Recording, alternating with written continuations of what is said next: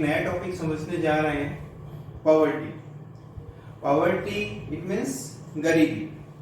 अब गरीबी को समझने का तरीका कि गरीब कौन होता है, सो हम कह सकते हैं persons can't satisfy his basic needs for it means कि ऐसा व्यक्ति जो अपनी खुद की आवश्यकताओं की पूर्ति नहीं कर पाता।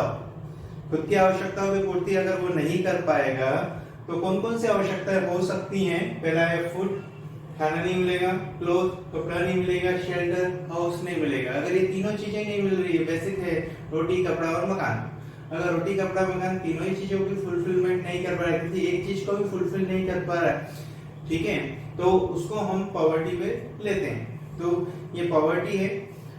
पॉवर्टी का के फैक्टर्स कौन कौन से होते हैं? तो पहले फैक्टर की अगर हम बात करें तो सबसे पहली बात होती है कि हमारी डिपेंडेंसी किसके ऊपर होती है? वातावरण के ऊपर, एनवायरनमेंट के ऊपर होती है।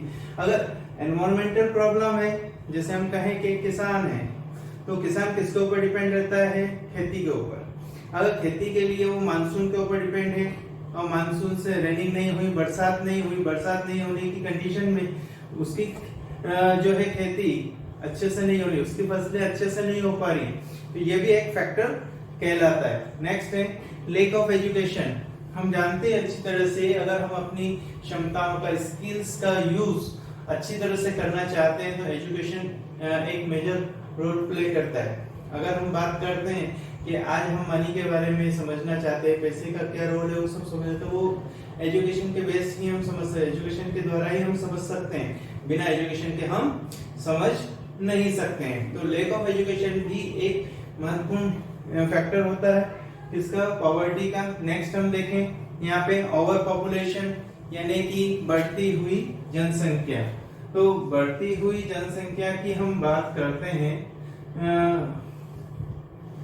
या बढ़ती हुई जनसंख्या की बात करते हैं, या हम कहें कि अधिक पॉपुलेशन का होना, अधिक जनसंख्या का होना, तो उसमें जितने हमारे रिसोर्सेस हैं उनके ऊपर इफेक्ट पड़ता है। रिसोर्सेस इन द सेंस, अगर रिसोर्सेस का मतलब हम समझना चाहें तो ये है कि अगर पानी की बात करते हैं तो जितना पानी हमें यूज करना है उससे ज्यादा पानी यूज किया जाएगा जब पॉपुलेशन ज्यादा है। जितना खाना हमें खाना है उससे ज्यादा खाना यूज में आएगा, क्योंकि कारण है पॉपुलेशन ज्यादा है। जितना रहने के लिए मकान चाहिए उससे ज्यादा मकान रहने के लिए की जरूरत होगी कि इतने मकान हमें चाहिए, तो वो भी एक कॉज होता है रिसोर्सेस का बंटवारा होना।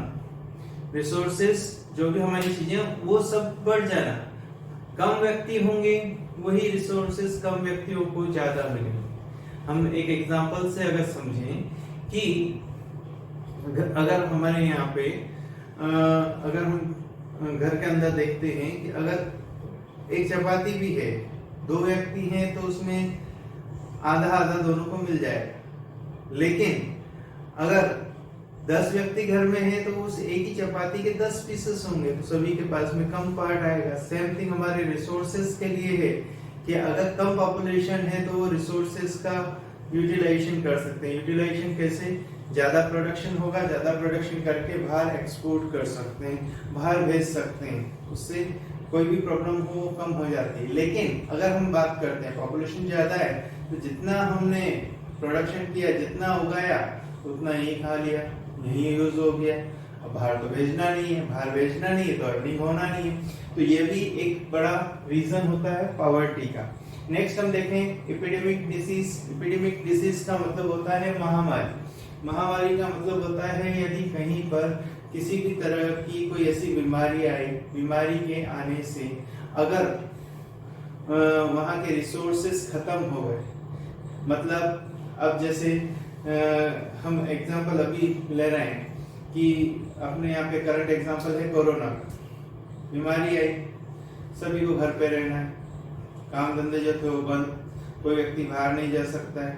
तो अब इस कंडीशन में यहाँ की जो इकोनॉमिक सिचुएशन है, यहाँ की जो इकोनॉमिक सिचुएशन है, इकोनॉमिक कंडीशन है, वो सब डाउन होगी, ठीक है, और महंगाई बढ़ेगी। आगे जाके जो भी चीजें हमें जितनी मिलना चाहिए थी उससे कम मिलेगी।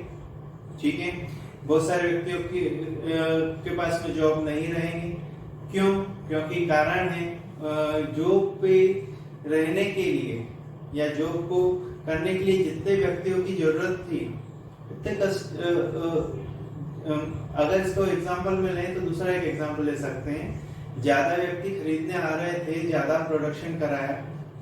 कम व्यक्ति खरीदने आ रहे हैं, कम प्रोडक्शन कराया। ठीक है, ज्यादा व्यक्ति आ रहे थे, ज्यादा वर्कर रखे प्रोडक्शन के लिए। कम व्यक्ति आ रहे हैं, कुछ व्यक्ति को निकाल दिया।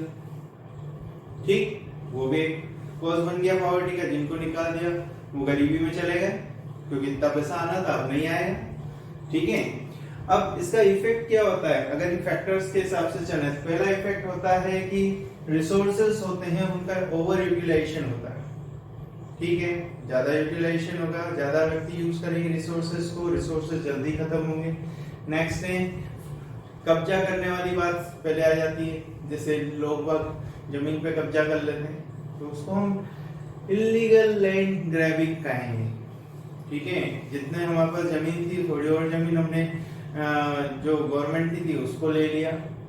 ठीक, किसी का ध्यान नहीं जा रहा है, पड़ोस वाली जमीन को अपने जमीन में मिला लिया कुछ टाइम के लिए। अब मिला लिया, उस समय अच्छा तो लगा कि लैंड बढ़ गई, लेकिन बाद में जब उसको कब्जे को हटाया गया तो वापस हमारी लैंड शॉर्ट होगी। लेकिन ये विचार कब आता है? जब पॉवर्टी होती है, कोई चीज हमारे पास नहीं होगी तो उसको लेने की इच्छा जागृत होगी। ठीक है, और अगर उसको खरीदने के लिए हमारे पास में रिसोर्स मतलब पैसा नहीं है तो हम क्या करेंगे? या फिर कहें कि वो पर्सन क्या करेगा जिसके पास पैसा नहीं, वो उसे कब्जे में लेना चाहेगा, उस चीज को लेना चाहेगा, वो किसी भी तरीके से लेगा। तो लेना ही लैंड ग्रैबिंग कहलाता है। नेक्स्ट है रिड्यूस एवरेज लाइफ टाइम। अब एक व्यक्ति जो गरीब है उसके पास उसको बहुत सारी बीमारियां हो सकती हैं। क्यों? क्योंकि वो अपनी हेल्थ पे ध्यान नहीं दे पाता, क्योंकि उसे 2 टाइम का फूड नहीं मिल रहा है, क्लॉथ नहीं मिल रहा है, शेल्टर नहीं मिल रहा है। किसी भी कंडीशन में उसको प्रॉब्लम आ सकती है, तो उसकी जो लाइफ होती है वो कम हो जाती है। हमारे यहाँ पे हम देखें अभी 68 इयर्स तक का चल रहा है कि 68 इयर्स एवरेज लाइफ होती है। लेकिन उसी बात को अगर हम देखें तो वो 48-50 इयर्स तक रहेगा, फिर उसके बाद चला जाएगा। कहाँ चला जाएगा? तो ऊपर चला जाएगा। क्यों? क्योंकि रीजन है उसकी डेथ हो जाएगी। अब डेथ होने से हम देखें तो एवरेज लाइफ उसकी कम हो गई। नेक्स्ट हम देखें कि जो चीज नहीं है उसको पाने के लिए वो क्राइम करेगा, तो क्राइम रेट इंक्रीज होता है। ठीक, जिनके पास है वो रिसोर्स वहां से छीनने की कोशिश करेगा। मान लिया मेरे पास मोबाइल नहीं है, अगर मैं किसी से मोबाइल छीन लेता हूँ ये एक क्राइम है। ठीक है, तो उस क्राइम का रेट इंक्रीज होगा। अब हम देखते हैं कि पॉवर्टी की बात करते हैं तो टाइप्स ऑफ पॉवर्टी कितने तरह की होती है, गरीबी कितने तरह की होती है। हम हमारे कोर्स में 2 तरह की है, एब्सोल्यूट, रिलेटिव। एब्सोल्यूट जो हम देखते हैं तो एब्सोल्यूट को लिखते समय हमेशा अपनी डेफिनेशन को देख लें। डेफिनेशन हमारे यहाँ के हिसाब से ही है कि जो भी पर्सन अपनी नीड्स को फुलफिल नहीं कर पाए वो एब्सोल्यूट पॉवर्टी में आएगा। पॉवर्टी की डेफिनेशन में भी यही ऐसा ही और एब्सोल्यूट में भी यही है। तो हम अगर बेसिक नीड्स के अकॉर्डिंग अगर मेजर करते हैं पॉवर्टी को तो एब्सोल्यूट पॉवर्टी, और अगर इनकम के हिसाब से करें, स्टैंडर्ड ऑफ लिविंग के हिसाब से करें तो रिलेटिव पॉवर्टी कहलाएगी। इस तरह की पॉवर्टी हम इंडिया में देखते हैं और रिलेटिव पॉवर्टी हम देखते हैं यूएसए के अंदर।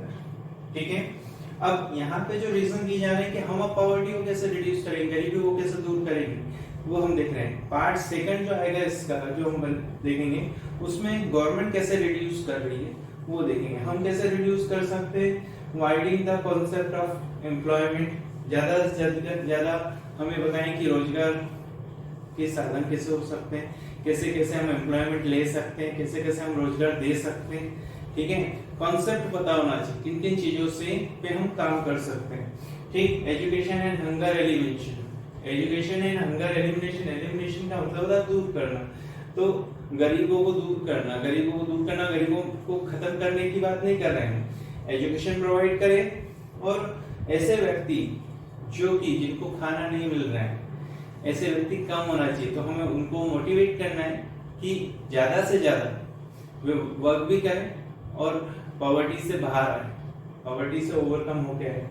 नेक्स्ट है गवर्नमेंट की कोई भी स्कीम आती है जो एजुकेशन से रिलेटेड हो, सोशल सेफ्टी से रिलेटेड हो या अदर कोई हो, तो जो भी स्कीम आती है उनको हमें सपोर्ट करना है। सपोर्ट करना भी पॉवर्टी को रिड्यूस करना कहलाएगा।